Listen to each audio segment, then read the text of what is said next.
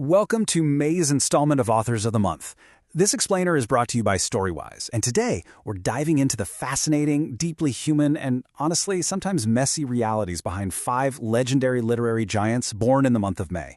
You know, it's so easy to look at classic literature as just ink on a page, but today we're going to see how the unique, bizarre, real lives of these authors forged the stories we absolutely love. Let's get into it.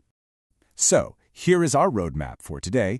We're looking at Daphne du Maurier's Gothic imagination, Ian Fleming's spycraft reality, Joseph Heller's absurdist war, Thomas Pynchon's masked mystery, and Jamaica Kincaid's Caribbean voice.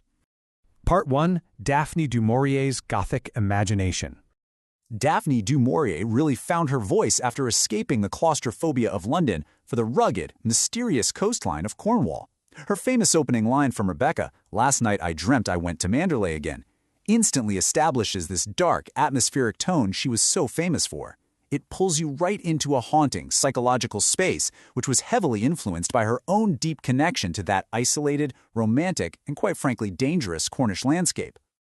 But here's where it gets really interesting. To navigate the restrictive gender roles of the early 20th century, she actually invented a fearless, adventurous male alter ego named Eric Avon just to express her wilder side. She even gave him a whole backstory at a prestigious boys' school. This masculine freedom she explored profoundly influenced those dark thrillers she wrote, allowing her to craft some of her most complex psychological narratives from entirely male perspectives. Part 2. Ian Fleming's spycraft reality. Okay, Ian Fleming. The guy didn't just invent espionage out of thin air, he literally lived it. His real-world experience in British naval intelligence during World War II directly birthed the legendary James Bond.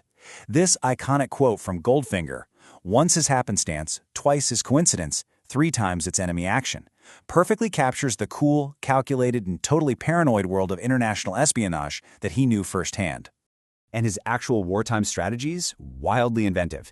He served as the personal assistant to the Director of Naval Intelligence, and he even co-authored the Trout Memo, which used a fly fishing analogy for military deception.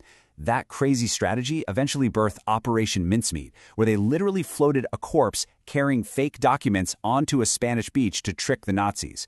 Truth really is stranger than fiction. But despite all that insider knowledge and incredible attention to detail, what detail did he famously get wrong in his meticulously researched books?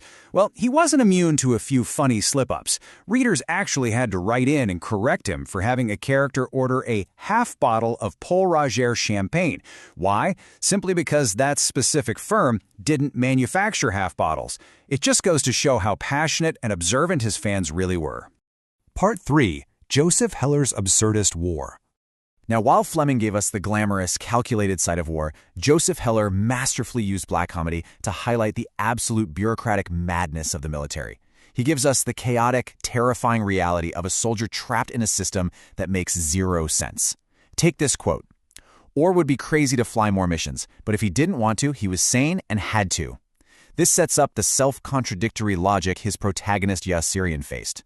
If you ask to be grounded, you're sane and therefore must fly. If you willingly fly, you're crazy and could be grounded, but you'd never ask. This maddening double bind birthed a culturally defining concept he invented, the catch-22, which means any absurd arrangement that puts a person in a double bind. It's a phrase now firmly cemented in the English dictionary, and just as a quick aside here, the team at Storywise actually considers Catch-22 to be the absolute best book ever written. It is a literal masterpiece of modern satire. So, what does the number 60 mean here? 60 represents the actual number of combat missions Heller himself flew over Italy as a B-25 bombardier. Later in life, he kind of downplayed them as mere milk runs, but make no mistake about it. He used those very real, terrifying, flak-filled skies of his own youth to inspire the nightmares of his novel. Part 4. Thomas Pynchon's masked mystery. Thomas Pynchon is an author who is just as famous for his towering literary achievements as he is for his intensely guarded anonymity. In an era where authors are expected to be very public figures, Pynchon became an absolute ghost.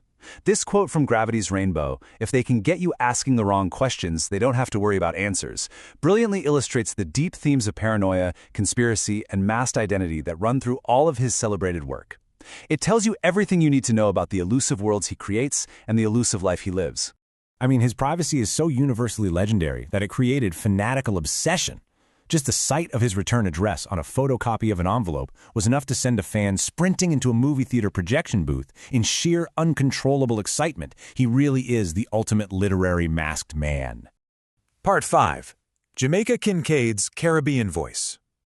Finally, we turn to Jamaica Kincaid, whose potent, evocative writings explore the turbulent intersections of colonialism, power, and deeply complex family dynamics. She views literature with an intense, almost spiritual reverence. She once said, "Writing is not a profession, it's a calling. It's almost holy." This isn't just a job for her. It is a profound passion that she channels directly into her unforgettable protagonists, fiercely exploring the mysteries of identity and self. And her real-life journey is just incredible. Imagine this timeline, coming from a tiny Caribbean island at age 16 to change diapers as an au pair in New York City. Then going off to a quote-unquote hippie college in New Hampshire just to sit under a tree and read Shakespeare.